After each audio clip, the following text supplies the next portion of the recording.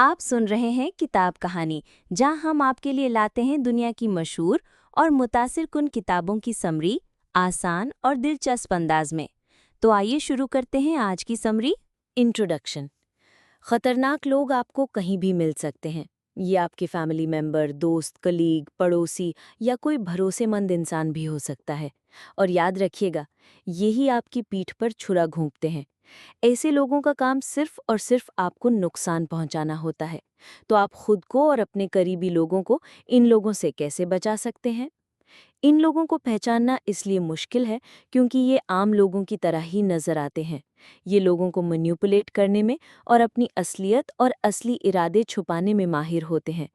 अगर आप सतर्क नहीं रहेंगे तो ये आपको फिजिकल, इमोशनल और फाइनेंशियल नुकसान पहुंचा सकते हैं। इस समरी में आप 4 खतरनाक पर्सनालिटीज के बारे में जानेंगे, जो है narcissistic personality, emotionally unstable personality, paranoid personality और द प्रेडेटर। ये समरी आपको ऐसे खतरनाक लोगों को पहचानना सिखाएगी। इससे आपको इन लोगों से खुद को बचाने और दूर रहने में मदद मिलेगी। इसके अलावा आप सेल्फ डिफेंस यानी खुद को बचाने के टिप्स भी जानेंगे, ताकि आप खुद को और अपने करीबी लोगों को इनसे बचा सकेंगे। आपको डरना नहीं है बल्कि मजबूत बनना है। ये समरी आपको इस दुनिया में सुरक्षित रहना सिखाएगी जहां खतरनाक लोग भी रहते हैं। Why I wrote this book and how to use it।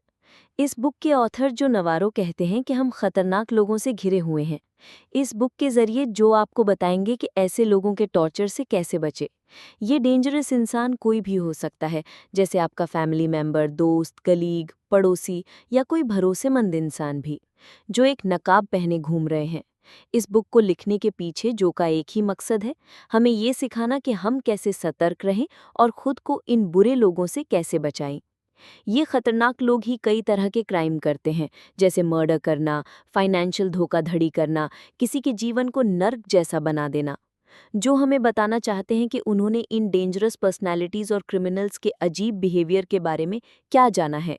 उनका मानना था कि अगर आपको इन लोगों के बारे में थोड़ी बहुत इन्फॉर्मेशन दी जाए तो आपके लिए इनसे बचना आसान हो जाएगा। एफबीआई डिपार्टमेंट में अपने एक्सपीरियंस के अनुसार जो ने ऐसी 4 पर्सनैलिटीज़ को नोटिस किया जिन्हें किसी के साथ कुछ गलत करने का ज़रा भी अफसोस नहीं होता है और ना ही वो कोई क्राइम करने में हिचकिचाते हैं। ये 4 पर्सनैलिटी हैं narcissistic personality, emotionally unstable personality, paranoid personality और द प्रेडेटर। ये सभी हमें छुपकर नुकसान पहुंचाते हैं और हमें इस बारे में तब पता लगता है जब भारी नुकसान हो चुका होता है। ये लोगों को उल्लू बनाने में माहिर होते हैं और इन्हें दूसरों की कमजोरी का फायदा उठाना अच्छे से आता है। ज्यादातर इनमें से बहुत लोग ही पकड़े जाते हैं और अगर पकड़े भी जाते हैं तो कोई ना कोई इनका शिकार बन चुका होता है। जो ने इन डेंजरस पर्सनालिटीज के बिहेवियर के बारे में बताया है। इनका बिहेवियर बताता है कि ये कभी कोई अच्छा काम नहीं कर सकते और हमें इनसे दूर रहना चाहिए। जो हमें डराना नहीं चाहते बल्कि निडर बनाना चाहते हैं। सबसे बड़ी चीज़ है खुद को और अपने लोगों को सेफ रखना, और जो हमें ये सिखाना चाहते हैं। जो जब एक यंग पुलिस ऑफिसर थे, उन्होंने तभी जान लिया कि दुनिया खतरनाक लोगों से भरी हुई है। उन्होंने अपने करियर की शुरुआत में ही यूटा यूनिवर्सिटी में एक डरावनी घटना देखी। जो उस दिन यूनिवर्सिटी के लोगों को सेफ रखने के लिए पेट्रोलिंग की ड्यूटी पर थे। वैसे तो यूनिवर्सिटी को बहुत सेफ माना जाता था, लेकिन फिर भी एक रहस्यमयी और भयानक घटना को होने से कोई नहीं रोक सका। 15 साल के सुज़ैन कर्टिस 27 जून 1975 को किसी दूसरी यूनिवर्सिटी में यूथ कॉन्फ्रेंस अटेंड करने गई थी और तब से गायब थी। जो को अपने इन्वेस्टिगेशन के दौरान उसके फैमिली और फ्रेंड्स से पता चला कि वो अपने नए ब्रेसेस साफ करने के लिए वापस अपने रूम में चली गई थी। यही वो समय था जब उन्होंने उसे आखिरी बार देखा था। जो को सुज़ैन की फैमिली का दुख और उदासी देखी नहीं जा रही थी। वो उसे जल्द से जल्द ढूंढना चाहती थी, लेकिन बदकिस्मती से उस वक्त सीसीटीवी कैमरा या स्मार्टफोन नहीं हुआ करते थे। वो कहाँ थी और कैसे गायब हो गई थी, इसका कोई पुख्ता सबूत नहीं मिल रहा था। उसे ढूंढना लगभग नामुमकिन सा हो गया था। सुज़ैन की गुमशुदगी ने जो को बेचैन कर दिया था। वो खुद को इस बात के लिए जिम्मेदार ठहराने लगे, क्योंकि उस रात वो ही ड्यूटी पर थे और उसकी रक्षा करने में नाकाम हो गए थे। सुज़ैन की फाइल जो को उनके फेलियर की याद दिलाती थी। कई सालों तक वो कोशिश करते रहे कि काश वो मिल जाए। समय बीतता गया, सुजैन का कुछ पता नहीं चला, लेकिन सालों बाद एक दिन जो को एक इन्वेस्टिगेटर का कॉल आया। उसने बताया कि वो जानते थे कि सुजैन को किसने उठाया है, लेकिन उसकी बॉडी अभी तक नहीं मिली है। जो अब एक एफबीआई एजेंट बन गए थे। सुजैन के गायब होने के पीछे वोक्सवैगन चलाने वाला एक जवान सुंदर लड़का था। उसका नाम थियोडोर टेड बंडी था और उसने ये स्वीकार किया था कि उसने ही सुजैन को किडनैप करके मार दिया था। उसने ये भी बताया कि ऐसे ही अलग-अलग शहरों से उसने 35 लड़कियों को मौत के घाट उतारा है। जब जो को ये बात पता चली तो वो अपने आप को कोसने लगे कि काश उस दिन अगर वो थोड़े और सतर्क होते तो शायद सुजैन आज जिंदा होती। इस घटना ने जो को एफबीआई के टैम्पा डिवीजन में क्रिमिनल प्रोफाइलर बनने के लिए मोटिवेट किया। सुजैन की केस से ये साफ था कि ये खतरनाक लोग हर जगह मौजूद हैं। ये स्कूल, ऑफिस, चर्च या आपके घर जैसी सेफ जगह में भी हो सकते हैं। नार्सिसिस्टिक पर्सनालिटी वाले लोग हमेशा दूसरों की अटेंशन पाने की फिराक में रहते हैं। वो लाइमलाइट में रहने के लिए किसी भी हद तक जा सकते हैं। नार्सिसिस्टिक लोग किसी की परवाह नहीं करते और सक्सेस पाने के लिए झूठ बोलने, धोखा देने और चीज़ों को बढ़ा चढ़ाकर बोलने से भी नहीं चूकते हैं। उन्हें सिर्फ अपनी परवाह होती है और किसी ने कितनी मेहनत की है और उसे कैसा महसूस हो रहा है, वो इस बारे में ज़रा भी नहीं सोचते। वो सिर्फ अपनी इच्छा और ज़रूरतों को पूरा करना चाहते हैं। ऐसी पर्सनैलिटी आपको कहीं भी मिल सकती है। नार्सिसिस्टिक बहुत अक्कड़ और ढीठ किस्म के होते हैं, जो अपनी इच्छा पूरी करने के लिए दूसरे की बलि चढ़ाने से भी बाज नहीं आते। वो अपनी खुशी के लिए अलग अलग आइडियाज़ क्रिएट करते हैं। जिस तरह एक बच्चे को हमेशा बड़ों का अटेंशन मिलता है या वो हमेशा सेंटर ऑफ अटेंशन बने रहना चाहते हैं, नार्सिसिस्टिक लोग उम्र के साथ इस फेज से बाहर नहीं आ पाते, इसलिए उन्हें हमेशा सबकी अटेंशन की चाह रहती है। अटेंशन पाने के लिए ये लोग किसी मीटिंग, फैमिली इवेंट्स और पार्टीज में लेट आकर एक ड्रामेटिक एंट्री लेने के चक्कर में रहते हैं। उनकी वजह से किसी काम में जो देर होता है उसे लेकर वो कभी गिल्टी फील नहीं करते, बल्कि वो औरों की अटेंशन पाकर बेहद खुश होते हैं। नार्सिसिस्टिक लोग बड़ी जल्दी और आसानी से लोगों की कमजोरी पहचान लेते हैं और इन्हीं कमजोरियों को इस्तेमाल करके वो दूसरों को नीचा दिखाते हैं और खुश होते हैं। नार्सिसिस्टिक लोग सोचते हैं कि दूसरे लोग उनकी कभी बराबरी नहीं कर सकते। वो खुद को सबसे ऊपर मानते हैं और इसी वजह से दुनिया उन्हें बुली या दादागिरी करने वाला कहती है। नार्सिसिस्टिक लोगों में हमदर्दी नाम की कोई चीज़ नहीं होती। उन्होंने बचपन में इसे सीखा या एक्सपीरियंस नहीं किया होता है और वो हमेशा खुद को दूसरों से सुपीरियर मानते हैं। जब आपको हमदर्दी की ज़रूरत होती है तो ये आपको अपना अक्कड़पन और ताकत दिखाते हैं। कभी कभी आपको इनकी हमदर्दी देखने को मिलेगी, पर इससे सतर्क रहने की ज़रूरत है। इस मेहरबानी के पीछे उनकी कोई छुपी हुई मंशा होती है। हो सकता है कि आपको लगे नार्सिसिस्टिक लोग आपकी फिक्र कर रहे हैं या अच्छे हैं, लेकिन बाद में आपको उनका असली चेहरा नजर आएगा कि वो कितने सेल्फिश हैं और इस दिखावे के पीछे उनका असली मकसद था अपना उल्लू सीधा करना। आपको बहुत से नार्सिसिस्टिक लोग लॉयर, डॉक्टर और पॉलिटिशियन के प्रोफेशन में भी मिलेंगे। ये लोग दूसरों को कंट्रोल करने के रास्ते ढूंढते रहते हैं और इसका एक अच्छा जरिया होता है उनका स्टेटस या पोजीशन। ये लोग इंटेलिजेंट, इंटरेस्टिंग, चार्मिंग और अट्रैक्टिव पर्सनैलिटी रखते हैं और इसलिए इन्हें पहचानना काफ़ी मुश्किल हो जाता है। नार्सिसिस्टिक लोगों को इंसान कहना भी पूरी तरह सही नहीं होगा, क्योंकि इनके अंदर दूसरों के प्रति बहुत कम हमदर्दी होती है। वो हमेशा ऐसे इंसान की तलाश में रहते हैं जो उनकी ज़रूरतों को पूरा कर सके, लेकिन कोई भी कभी इनकी इच्छाओं को पूरा नहीं कर सकता है। अगर आपका किसी नार्सिसिस्टिक से पाना पड़े तो समझो आपका इमोशनल ही नहीं बल्कि साइकोलॉजिकल और फिजिकल नुकसान तो होना पक्का है। आइए इसे एक एग्जाम्पल से समझते हैं। मटिल्डा एक हैंडसम इंसान से प्यार कर बैठी। उस इंसान ने उसे जॉब करने से मना कर दिया और इस बात को मटिल्डा ने मान लिया। लेकिन धीरे धीरे मटिल्डा को हर चीज़ के लिए उससे पैसा मांगना खलने लगा। वो आदमी बहुत ही कंट्रोलिंग था और अब उसके साथ मटिल्डा का दम घुटने लगा था। आखिर में वही इंसान जो शुरू शुरू में मटिल्डा पर इतना प्यार दिखाया करता था, उसे छोड़कर दूसरी औरत के पास चला गया। इस समय मटिल्डा ऑलमोस्ट 50 साल की हो चुकी थी। उसके पास पैसे नहीं थे, इसलिए अपनी ज़रूरतों को पूरा करने के लिए उसे मल्टीपल जॉब्स करनी पड़ रही थी। मटिल्डा कहती है कि उस रिश्ते में उसने अपना सब कुछ दे दिया, लेकिन फिर भी आज वो खाली हाथ है और उसके पास कुछ नहीं बचा। उसे अपनी ज़िंदगी बहुत खोखली और सस्ती लगने लगी। मटिल्डा ने जिस शख्स पर आंख बंद करके विश्वास किया था, उसी ने उसकी आज़ादी और गरिमा उससे छीन ली थी। नार्सिसिस्टिक इंसान के साथ रहना मजाक नहीं है, ये बहुत ही खतरनाक हो सकते हैं और ऐसा ही हुआ हेडा नसबॉम और उनकी 6 साल की बेटी लीजा के साथ।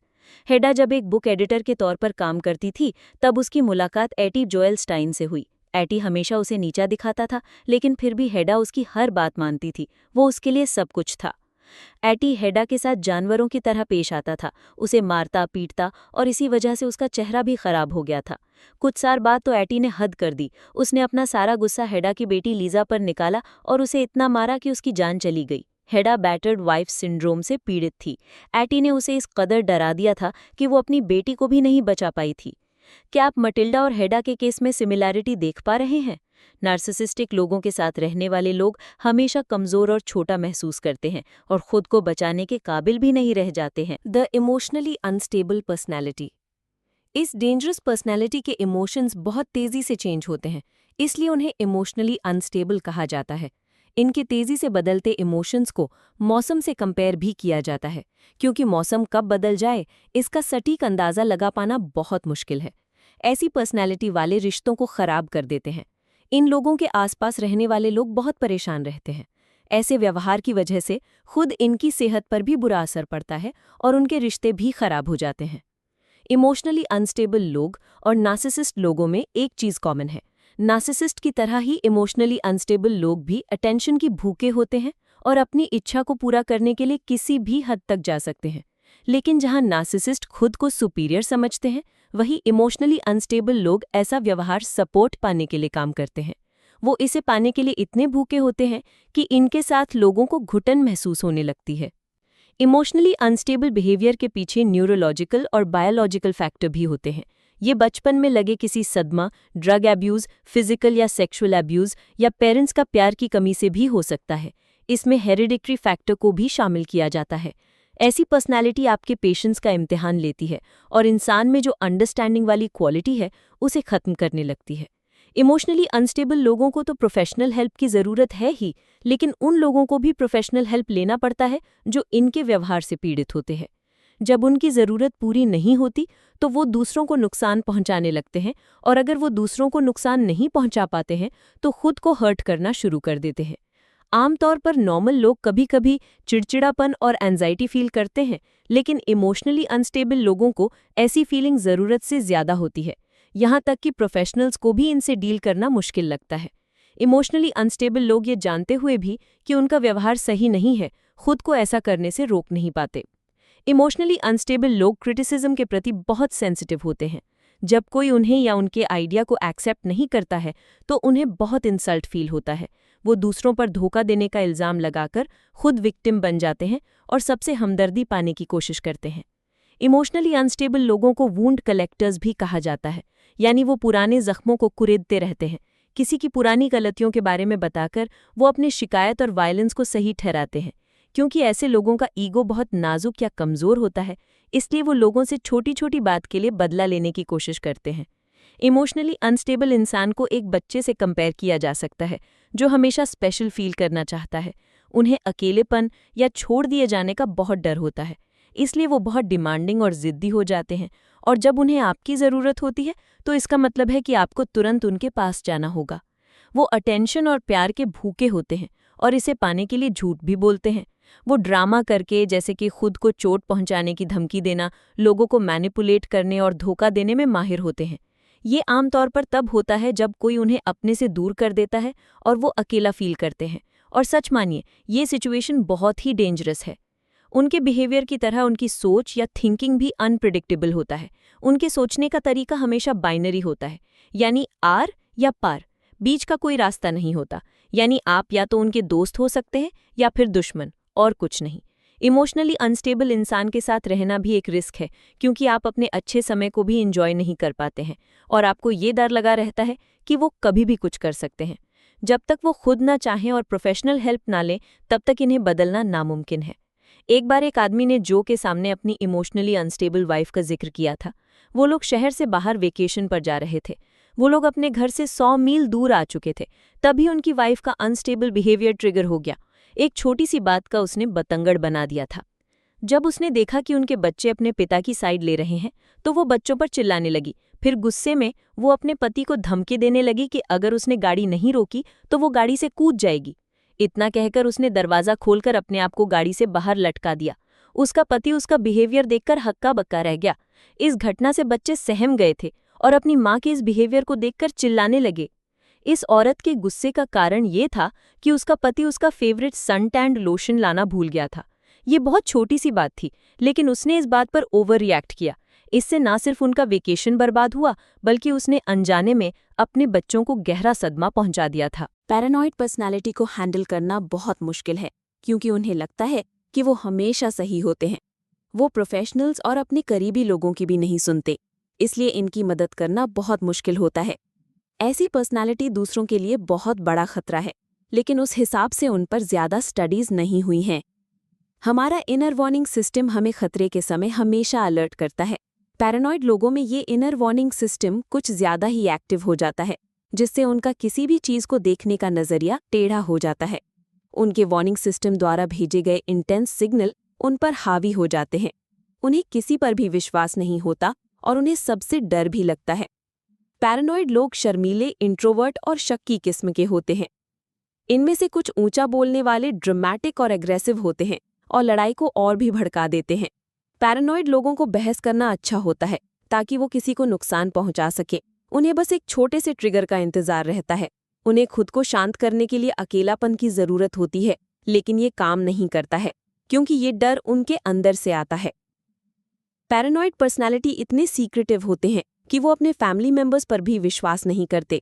वो अपने बिलीफ की रक्षा करने की कोशिश करते हैं, अपना लोकेशन छुपाकर रखते हैं और अपने असली इरादे कभी किसी को नहीं बताते। वो अपने सीक्रेट्स को छुपाने के लिए झूठ बोलने से भी नहीं कतराते। उनका शक इस लेवल का होता है कि वो दूसरों की बातों और एक्शन पर हद से ज़्यादा गौर करते हैं और अंत में उन्हें अपने लिए खतरा मानने लगते हैं। हेल्दी लोग नए आइडियाज़ को खुलकर अपनाते हैं। वो सिचुएशन के हिसाब से अपने आप को चेंज भी कर लेते हैं, जिसे अडैप्टेबिलिटी कहते हैं। वो दूसरों की फीलिंग्स को समझ सकते हैं, लेकिन पैरानॉइड लोग नहीं। पैरानॉइड लोगों के लिए लॉजिक शब्द मौजूद ही नहीं होता है। उनके साथ बहस करना बेकार है, क्योंकि उन्हें लगता है वो सब कुछ अच्छे से समझते हैं। सबसे बुरा तो तब होता है जब आप उनकी बातों से सहमत नहीं होते, तो वो आपको अपना दुश्मन मानने लगते हैं। इमोशनली अनस्टेबल पर्सनैलिटी की तरह पैरानॉइड पर्सनैलिटी भी वूंड कलेक्टर्स होते हैं। वो छोटी छोटी पुरानी बातों को, आपकी पुरानी गलतियों को वजह बनाकर अपने वायलेंस को जायज़ ठहराते हैं। वो अपने साथ हुए गलत व्यवहार को याद रखते हैं, जिससे उनका पैरानोया और डर बढ़ जाता है, और वो इसे अपने गलत व्यवहार को सही ठहराने के लिए इस्तेमाल करते हैं। पैरानॉइड पर्सनैलिटी को अपनापन जताना नहीं आता है। वो अपने मन की बातें किसी से शेयर नहीं करते, भले ही वो उनकी फैमिली हो या उनके पार्टनर। आखिर में उनसे लड़ने के बजाय आप भी उनकी बात मानने लगते हैं। अगर आपने उनकी बात नहीं मानी, तो वो आपको अपना दुश्मन मानने लगेंगे। एक पैरानॉइड पर्सनैलिटी के साथ रहना मजाक नहीं है। ये लोग आपका विश्वास जीतकर आपको ही बदल देंगे। उनका दुश्मन आपका भी दुश्मन होना चाहिए, और अगर ऐसा नहीं हुआ तो आप भी उनके दुश्मन बन जाएंगे। एक पैरानॉइड पर्सनैलिटी आप पर प्रेशर डालते हैं और आपको परेशान करके रख देते हैं। जो जहां पले बढ़े थे, वहां उनके पड़ोस में मिस्टर पी रहता था। वैसे तो मिस्टर पी अपने घर से कम ही निकलते थे, लेकिन जब भी निकलते थे तो हमेशा बाहर खेलते हुए प्यारे बच्चों पर चिल्लाते रहते थे। मिस्टर पी रिटायर हो चुके थे और खिड़की के पास बैठकर बाहर आते जाते लोगों को देखा करते थे। मिस्टर पी की तरह उनकी वाइफ भी बाहर नहीं आती थी और उनका कोई दोस्त भी नहीं था। एक दिन जब मिस्टर पी की वाइफ ने जो की फैमिली को देखकर हेलो कहा, तो मिस्टर पी अपनी वाइफ पर चिल्लाने लगे। मिस्टर पी ने जो की फैमिली को वार्निंग दी थी कि अगर वो उनके घर के आसपास दिखे तो उनका भी वही हाल होगा जो उसने उन जानवरों को जहर देकर किया था जब वो उनके यार्ड में घुस आए थे। जो ने कभी उन्हें मुस्कुराते हुए नहीं देखा था। एक बार तो ऐसा भी हुआ कि मिस्टर पी के एक मसले को सुलझाने के लिए जो की माँ को अपना ऑफिस छोड़कर घर आना पड़ा था। असल में मिस्टर पी ने एक सेल्समैन को सूटकेस के साथ जो के घर में घुसते हुए देखा, तो शक के आधार पर उन्होंने पुलिस को बुला लिया। जो की माँ, जो उस वक्त ऑफिस में थी, उन्हें घर आकर मिस्टर पी को ये समझाना पड़ा कि जैसा उन्होंने सोचा है वैसा कुछ नहीं था। उस इलाके के बच्चे सोचते थे कि मिस्टर पी बहुत ही अजीब से इंसान थे, लेकिन उनमें से कोई नहीं जानता था कि असल में मिस्टर पी एक पैरानॉइड इंसान थे। जो कहते हैं कि अगर उन्हें ये बात तभी पता चल जाती तो वो उनसे दोस्ती करने की कोशिश नहीं करते। इससे मिस्टर पी ने जितनी बार भी जो और उनकी फैमिली का अपमान किया था, उससे वो बच जाते। The predator. सभी डेंजरस पर्सनालिटीज में से प्रेडेटर सबसे खतरनाक होते हैं। एक प्रेडेटर की थिंकिंग एक नॉर्मल आदमी से बिल्कुल अलग होती है। जहां हम दूसरों की सच में परवाह करते हैं और उनसे अच्छे से पेश आते हैं, वहीं प्रेडेटर पर्सनालिटी के लोग दूसरों की परवाह करने का दिखावा करते हैं और दूसरों का फायदा उठाते हैं। प्रेडेटर का सिर्फ एक काम है, दूसरों का इस्तेमाल करके अपना काम निकालना। वो चोरी, रेप और मर्डर जैसे क्राइम भी करते हैं। नियम कानून प्रेडिटर्स को पसंद नहीं है क्योंकि वो उन्हें गलत काम करने से रोकते हैं, इसलिए वो उन्हें कभी फॉलो नहीं करते। जो इन नियम कानून को फॉलो करते हैं वो उन लोगों को कमज़ोर समझकर अपना शिकार बनाते हैं। प्रेडिटर्स उन्हीं को टारगेट करते हैं जो उनका मुकाबला नहीं कर सकते, जैसे कि बच्चे, जो लोग मासूम या वल्नरेबल होते हैं और सब पर विश्वास करते हैं। कुछ प्रेडिटर रेपिस्ट, बच्चों का शोषण करने वाले यानी कि पीडोफाइल, या लोगों की तस्करी जैसे घिनौने काम भी करते हैं। ऐसे ज़्यादातर लोग खुले में घूम रहे हैं और अपने अगले शिकार की तलाश में हैं। प्रेडिटर्स अपनी असली पहचान छुपाने के लिए किसी नाम, ऑर्गेनाइजेशन या ग्रुप को ज्वाइन कर लेते हैं। ये लोग किसी चैरिटी या चर्च के मेंबर भी बन जाते हैं। उन्हें देखकर आपको अंदाज़ा भी नहीं होगा कि ये आपको किस हद तक नुकसान पहुंचा सकते हैं। प्रेडिटर्स इंटेलिजेंट, अट्रैक्टिव, फ्रेंडली और एक हाई पोजीशन पर भी हो सकते हैं, इसलिए इन्हें पहचानना और मुश्किल हो जाता है।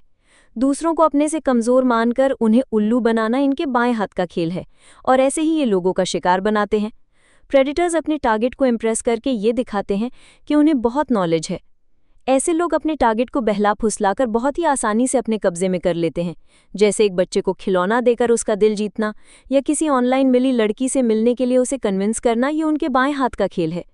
कुछ प्रेडिटर्स तो स्टॉकर यानी कि पीछा करने वाले, सेक्स करने के बाद धोखा देने वाले और धोखेबाज किस्म के भी होते हैं। ये लंबे समय से क्राइम करते रहे हैं। प्रेडिटर्स में इमोशंस नहीं होते और वो किसी के दर्द को नहीं समझ सकते। उन्हें पता होता है कि वो गलत काम कर रहे हैं, लेकिन फिर भी वो खुद को रोकते नहीं हैं। अगर उन्हें अफसोस भी होता है तो बस कुछ समय के लिए, और वो भी ना के बराबर। प्रेडिटर्स किसी भी रिलेशनशिप में बहुत ही खतरनाक हो सकते हैं। इनके साथ रिश्ते में आप साइकोलॉजिकल अब्यूज़ एक्सपीरियंस कर सकते हैं, या ये आपकी जान भी ले सकते हैं। ये आपको गहरा सदमा और दुख पहुंचा सकते हैं। ये आपकी लाइफ को उथल पुथल कर देते हैं। इनके साथ से आप थका हुआ महसूस करने लगते हैं। ये आपके सपनों को चूर चूर कर देते हैं और आपकी ज़िंदगी बर्बाद कर देते हैं। आइए इसे एक एग्जाम्पल से समझते हैं। जूलियन ने बचपन में अपने घर से पैसे चुराना सीख लिया था। समय के साथ ये छोटी छोटी चोरियां बड़ी होती गईं। अगर कभी उसके पेरेंट्स को इस बारे में पता चलता तो वो उनसे माफ़ी मांग लेता था, लेकिन फिर से चोरी करने लगता था। बाद में वो अपने दोस्तों के पैसे चुराने लगा। वो कभी पकड़ा भी नहीं जाता था। बड़े हो जाने पर जूलियन वाइन और वोडका की बोतल भी चुराने लगा। जब भी जूलियन चोरी करते हुए पकड़ा जाता तो बहाने बनाने लगता और उस पर लगे हुए इल्ज़ाम को मानने से साफ मना कर देता। उसके पेरेंट्स भी उसकी इन आदतों को लेकर काफ़ी लापरवाह थे। उन्हें लगता था कि जूलियन उम्र के साथ सुधर जाएगा, इसलिए उसके हर बहाने को हल्के में लेते रहे। जब जूलियन ने ड्राइविंग सीखी तो उसका बिहेवियर और बुरा होने लगा और उससे पहला बड़ा क्राइम हुआ। एक दिन जब वो गाड़ी लेकर घर पहुंचा तो उसकी गाड़ी टूटी हुई थी। 1 घंटे बाद वहां एक पुलिस ऑफिसर आया और उसने जूलियन के पेरेंट्स को बताया कि जूलियन एक हिट एंड रन केस में शक के घेरे में है। इस घटना में कुछ लोग घायल हुए हैं, लेकिन हमेशा की तरह जूलियन ने इस बात को मानने से इनकार कर दिया। 21 साल की उम्र में जूलियन ने अपने पेरेंट्स के बैंक अकाउंट से पैसे निकालने में मास्टरी कर ली थी, लेकिन जैसे जैसे उसके पेरेंट्स बूढ़े होते गए वो उस पर काबू खोने लगे। शायद वो उसे बहुत परेशान हो चुके थे। जो एक प्रेडिटर था वो उनकी जिंदगी के लिए खतरा और सोसाइटी के लिए प्रॉब्लम बन चुका था।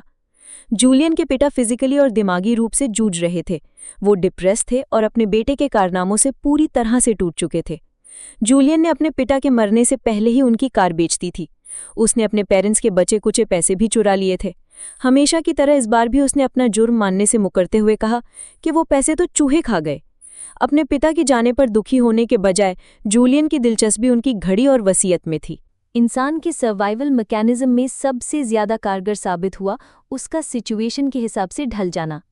वैसे ये जान पाना थोड़ा मुश्किल है कि आप किसी डेंजरस इंसान के टारगेट हैं, क्योंकि ऐसे लोग किसी को भी उल्लू बना सकते हैं। लेकिन किस्मत से हमारे पास कुछ रास्ते हैं जिन्हें ध्यान में रखकर हम इन डेंजरस लोगों से बच सकते हैं। ज़्यादातर डेंजरस पर्सनैलिटी वाले लोग इस बात को नहीं मानते हैं कि उनमें कोई प्रॉब्लम है या उनका मानसिक संतुलन ठीक नहीं है। आप अकेले उन्हें ठीक नहीं कर सकते हैं, आपको किसी प्रोफेशनल की मदद लेनी होगी। लेकिन ऐसे लोगों के साथ रहना खतरे से खाली नहीं है, इसलिए आपको इनसे दूर जाकर खुद को बचाना चाहिए। ये समझिए कि ये डेंजरस लोग कैसे काम करते हैं। आप उन्हें जितना ज़्यादा जानेंगे उतना ज़्यादा उनसे बचने के चांसेस होंगे। अब आपको ये बताते हैं कि ऐसे डेंजरस पर्सनैलिटी से बचने के लिए आपको क्या करना चाहिए। आप इन्हें ऑब्जर्व करके खुद को और अपने लोगों को बचा सकते हैं। आप डेंजरस पर्सनैलिटीज़ को उनके बिहेवियर पर ध्यान देकर पकड़ सकते हैं। जब आप किसी के साथ हों तो अपनी फीलिंग्स पर विश्वास कीजिए। अगर आपको हल्का सा भी डर लगे तो समझ जाइए कि ये एक वार्निंग है कि आप किसी डेंजरस इंसान के साथ हैं। असली अच्छेपन और दिखावे में फ़र्क देखना सीखिए। दोनों बिल्कुल अलग चीज़ें हैं। ज़्यादातर डेंजरस लोग अच्छा बनने की कोशिश करते हैं। इसका मतलब है कि वे दूसरों का फ़ायदा उठाने के लिए कुछ अच्छा करते हैं। प्रेडेटर का एक खास एम होता है आपकी बॉडी, माइंड, इमोशन और मनी पर पूरी तरह से कंट्रोल करना। इससे पहले कि कोई अनहोनी हो जाए, आपको उनसे दूरी बना लेनी चाहिए। जब कोई इंसान शादी करने या कोई कॉन्ट्रैक्ट साइन करने जैसे सीरियस डिसीजन लेने की जल्दबाजी करे या आप पर प्रेशर डाले, तो रुकिए और सोच समझकर डिसीजन लीजिए। याद रखिए कि अगर कोई इंसान सच में आपकी परवाह करता है तो वो कभी भी आप पर प्रेशर नहीं डालेगा या आपको कुछ करने के लिए मजबूर नहीं करेगा। डेंजरस पर्सनालिटीज़ को पता होता है कि आपके इमोशन को कंट्रोल करने के लिए उन्हें क्या करना और क्या कहना चाहिए। वो आपको कंट्रोल करने के लिए कुछ ऐसे काम करेंगे जैसे रोएंगे, आपको डराएंगे कि वो आपको छोड़कर चले जाएंगे या खुद को मार लेंगे। ध्यान रखिए कि वो आपको उल्लू बना रहे हैं। आपको उन लोगों से दूरी बनाने की और बाउंड्री सेट करने की ज़रूरत है जो आपकी रिस्पेक्ट नहीं करते हैं। इस बात पर गौर कीजिए कि डेंजरस लोग ऐसा बिहेवियर कितनी बार करते हैं। अगर वो ऐसा अक्सर करते हैं और टाइम के साथ ये बढ़ रहा है, तो यही टाइम है आपका उनसे दूर जाने का। अगर आप ऐसे लोगों को अपने आप को इमोशनली या फिजिकली हर्ट करने का मौका देंगे, तो डेंजरस लोग आपको कमज़ोर समझकर हमेशा आपके साथ ऐसा ही करते रहेंगे। इन डेंजरस पर्सनैलिटी से बचने के लिए आपको टाइम और जगह का भी ध्यान रखना होगा। ध्यान रखिए, वायलेंस की ज़्यादातर घटनाएं सबसे ज़्यादा शाम 8 बजे से लेकर सुबह 2 बजे तक होते हैं। आप रास्ते पर कैसे चलते हैं, इसका भी ध्यान रखिए। अगर आप सड़क पर ध्यान देकर नहीं चलते, तो ऐसे लोग प्रेडेटर के टारगेट पर हमेशा रहते हैं। आपको अपने आसपास ध्यान देते रहना है ताकि आप उनसे दूर रहें। अलर्ट रहिए और अपने आसपास के लोगों की तरफ डायरेक्टली देखिए। उन्हें पता चलने दें कि आप उन्हें देख रहे हैं। जब भी आप अकेले हों तो अंधेरी जगह और गलियों में ना जाएं। जब भी आप लोगों से मिले तो आपको ये चेक करना है कि वो विश्वास के काबिल भी हैं या नहीं। किसी को अपनी लाइफ में शामिल करने से पहले उन्हें अच्छे से जान लें। उनकी पर्सनालिटी को अच्छे से जानिए ताकि आप और आपकी फैमिली को कोई खतरा ना हो। अगर आपको हल्की सी भी भनक हो कि कुछ गड़बड़ है, तो तुरंत एक्शन लें। ज़्यादा टाइम वेस्ट ना करें, क्योंकि डेंजरस पर्सनालिटी हमें रिएक्ट करने का टाइम नहीं देते हैं। अगर आपको लगता है कि कुछ तो गड़बड़ है और आप समझ नहीं पा रहे हैं कि आपको क्या करना चाहिए, तो बस उस जगह से निकल जाइए, दूर हो जाइए या भाग जाइए। कभी खुद को अकेला न करें या अपने लोगों से दूर ना हो। डेंजरस लोग आपको अपने फ्रेंड्स और फैमिली से दूर करने की कोशिश करेंगे, लेकिन ऐसा ना होने दें। एक डेंजरस पर्सनालिटी आपके साथ कैसा व्यवहार करता है, ये अपने किसी करीबी इंसान को बताकर रखिए ताकि कभी भी ज़रूरत हो तो वो आपकी हेल्प कर सकें।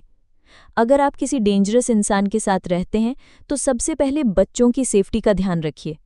बच्चों को सिखाइए कि वायलेंस या कोई गलत व्यवहार होने पर उन्हें वहां से कैसे दूर जाना है या भाग जाना है। याद रखिए कि अपने परिवार और सोसाइटी के प्रति आपकी एक जिम्मेदारी है, वो है हमेशा सेफ रहना। कंक्लूजन। इस समरी में आपने उन 4 डेंजरस पर्सनैलिटीज़ के बारे में जाना जिनसे आपको दूर रहना चाहिए, जो है narcissistic personality, emotionally unstable personality, paranoid personality और प्रेडेटर्स। वो आपको फिजिकली, इमोशनली, साइकोलॉजिकली और फाइनेंशियली नुकसान पहुंचाते हैं। नार्सिसिस्टिक पर्सनैलिटी वाले हमेशा अटेंशन पाने के चक्कर में रहते हैं। ये किसी की परवाह नहीं करते, रूड होते हैं और इन्हें इंसान कहना भी सही नहीं है क्योंकि वे दूसरों की फीलिंग्स को नहीं समझ सकते हैं। ये लोग हमेशा अपनी खुशी के बारे में सोचते हैं और अपनी खुशी के लिए दूसरों के साथ बुरा करने से भी पीछे नहीं हटते हैं। इमोशनली अनस्टेबल लोग अनप्रिडिक्टेबल होते हैं, यानी उनके बारे में कुछ कहा नहीं जा सकता। आप जान ही नहीं पाएंगे कि वो अगले पल क्या करने वाले हैं। उनकी इमोशन में जो इंटेंस बदलाव होता है, उसे झेलना इतना मुश्किल है कि कोई भी इंसान हार मान लेगा। पैरानॉइड लोग दूसरों पर विश्वास नहीं करते, उन्हें ये भी नहीं लगता कि वे गलत हैं। ऊपर से अगर आप उनकी बातों से सहमत नहीं हैं, तो वे आपको अपना दुश्मन मान लेंगे। डेंजरस पर्सनैलिटीज़ में सबसे खतरनाक हैं प्रेडेटर्स, क्योंकि वो सबसे वायलेंट होते हैं। वो हमेशा अपने अगले टारगेट को ढूंढते रहते हैं। प्रेडेटर्स जानते हैं कि वो जो कर रहे हैं वो गलत है, लेकिन फिर भी वो रुकते नहीं हैं। आखिर में आपने सीखा कि खुद को और अपने लोगों को इन डेंजरस पर्सनैलिटी से कैसे बचाएं। आपको सिर्फ हमेशा अलर्ट रहना है और अपने आसपास के लोगों को ऑब्जर्व करना है। अपने डर की फीलिंग पर विश्वास कीजिए क्योंकि ये आपको बताती है कि आपके आसपास कोई है जो आपको नुकसान पहुंचा सकता है। डेंजरस पर्सनालिटी वाले लोग किसी न किसी का शोषण करने के लिए हमेशा शिकार की तलाश में रहेंगे। खुद को इनका शिकार मत बनने दीजिए। हमेशा सतर्क और सावधान रहकर आप खुद को और दूसरे लोगों को इनसे बचा सकते हैं। अगर आपको ये समरी पसंद आई हो तो वीडियो को लाइक करें, शेयर करें और चैनल को सब्सक्राइब करना ना भूलें ताकि आपको हर नई वीडियो की बरवक्त इत्तला मिलती रहे। आप नीचे कमेंट्स में हमें ये भी बता सकते हैं कि अगली वीडियो में आप किस किताब की समरी सुनना चाहते हैं। इल्म बांटिए, सोच बदलिए। अगली वीडियो तक के लिए इजाज़त दीजिए।